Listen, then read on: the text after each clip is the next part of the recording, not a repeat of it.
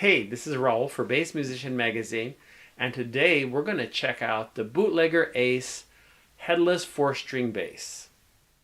Let's take a close look at the Bootlegger Ace 4-string headless bass. Made in Korea, this compact instrument is 39 inches long, 11 wide, and 1.5 thick. It weighs in at 8 pounds, has a 34-inch scale with 24 frets. They used high-quality woods for this. It has a 3-piece maple neck through body with ash wings. We've got a Brazilian cherry Hatoba fretboard, and the body is done with a honey natural clear polyurethane finish. It's built with an oval neck profile, 13.5 fretboard radius. We have a graphite nut. You can adjust the truss rod at the head. The fretboard has white pearl inlay diamonds and side dots as fret markers. They also used high-quality South Korean hardware.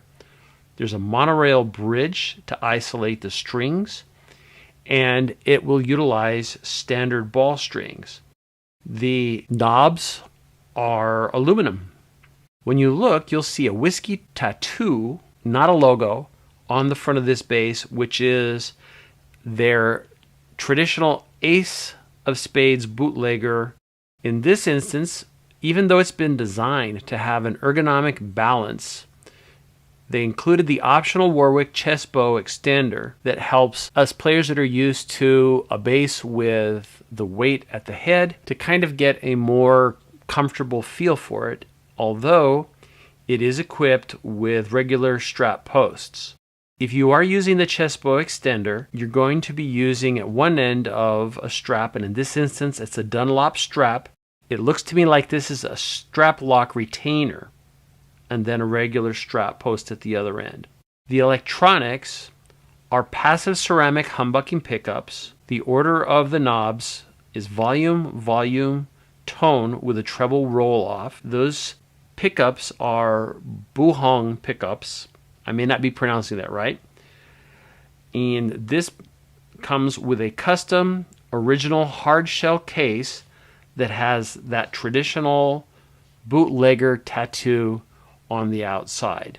Okay, I wanted to do this so that you could get an idea of what this looks like when you're not using the chest bow extender. I've got my Groove Gear Dave Ellefson signature strap that is really easy to adjust on length. So what I did is I set it up to work this. As you can tell, kind of a very sharp angle here. Right here, it's a little snug and the weight distribution is a little different.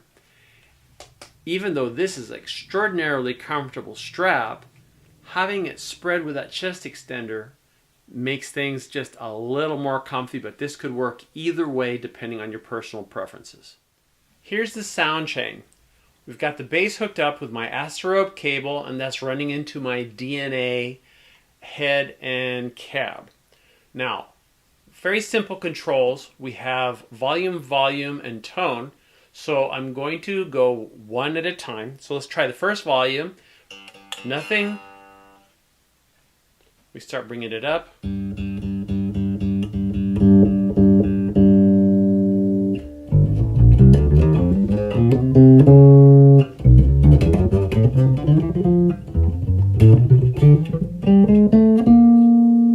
Okay, so that is the front pickup. Let's try the next one. We're down to nothing again, and I'm going to raise it.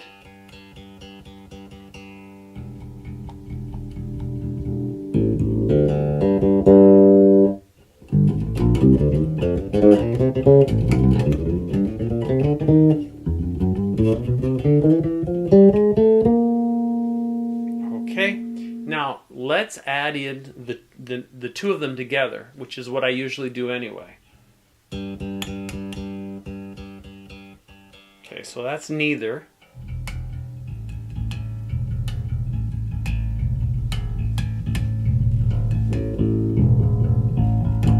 Okay, that's full bore both pickups.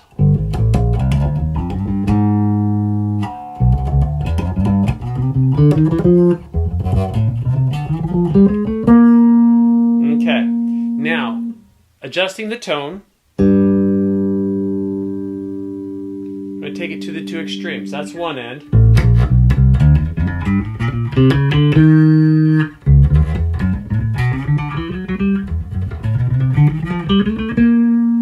And let's go to the other extreme.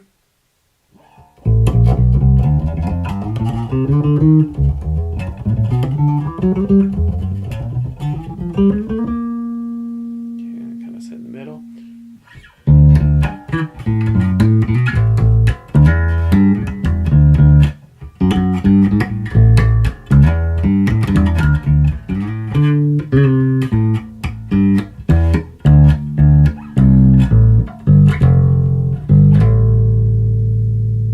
Okay, I think that gives you a good idea on what the sound is like when we are working the control knobs.